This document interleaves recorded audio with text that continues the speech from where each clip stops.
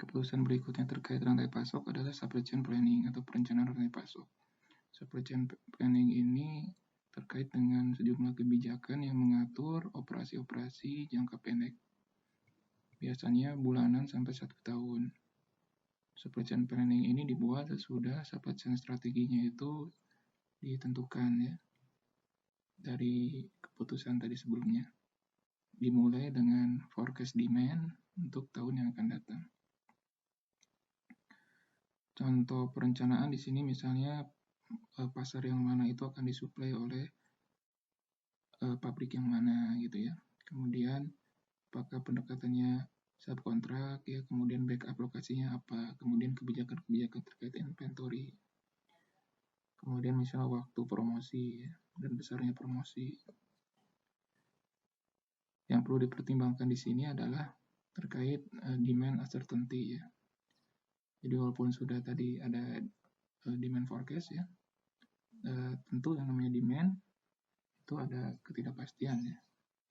Nah, ini perlu diperhatikan juga. Kemudian juga terkait perubahan suku bunga ya, perubahan misalnya nilai mata uang, kemudian kompetisi ya, dalam waktu 1 tahun tersebut. Nah, yang ketiga adalah supply chain operation ya. Supply chain operation ini time horizonnya mingguan atau harian. Terkait misalnya bagaimana memenuhi suatu permintaan customer. Supply chain configuration sudah fix ya. Nah, baru operating policy-nya juga sudah ditentukan ya. Tujuannya adalah untuk mengimplementasikan kebijakan-kebijakan operasional ya secara efektif.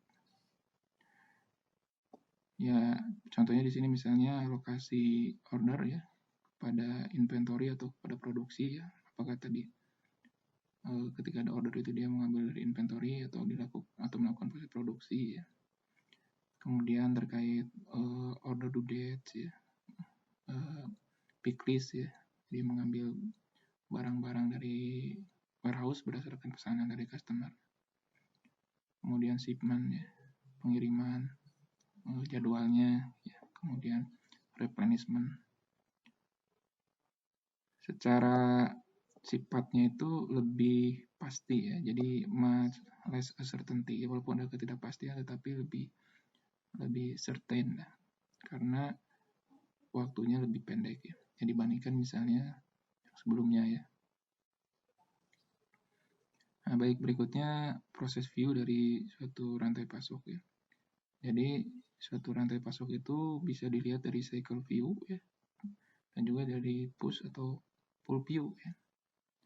Nah, cycle view itu di mana proses-proses yang ada di rantai pasok itu dibagi ke dalam suatu kumpulan cycle, yaitu siklus ya, yang dimana setiap siklus tersebut ya merupakan intervensi antarmuka di antara tahapan-tahapan yang ada di rantai pasok ya.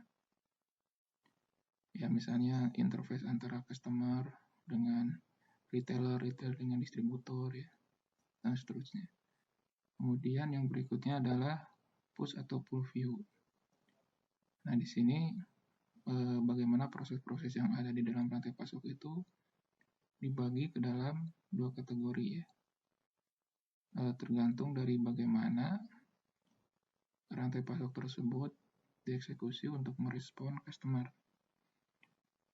Baik itu apakah bentuknya customer order pull ya, jadi responnya ada customer order baru, dia bergerak ya, atau antisipatif ya, atau push, jadi sebelum ada customer order ya sudah disiapkan.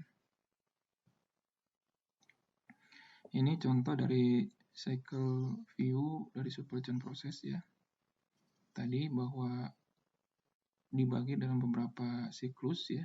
Jadi ada customer order cycle ya, jadi siklus order customer, kemudian siklus replenishment, siklus manufacturing, kemudian siklus procurement.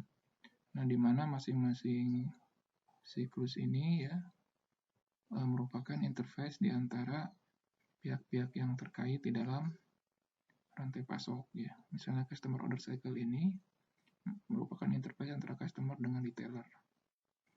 Kemudian replenishment cycle ini merupakan interface antara retailer dengan distributor ya.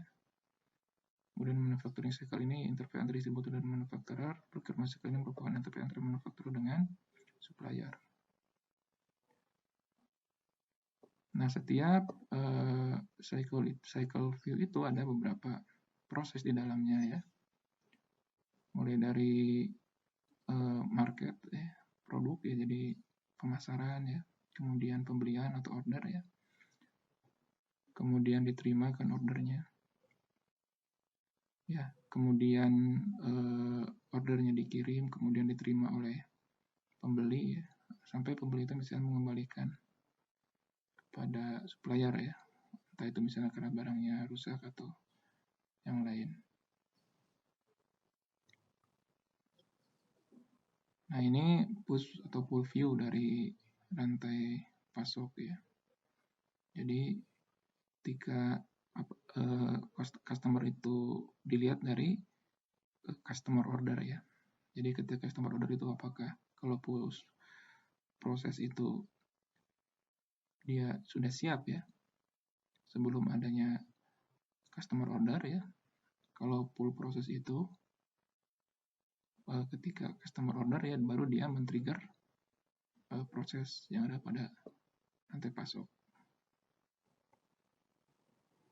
Ini ya, jadi dalam push atau pull view ini ya, supply chain proses ya dibagi ke dalam dua kategori ya, tergantung dari waktu eksekusi terhadap customer demand.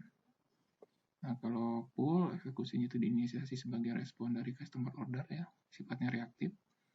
Kalau push eksekusinya itu diinisiasi ya dalam bentuk antisipasi customer order ya, atau spekulatif. Nah, push pull binary ini ya memisahkan push proses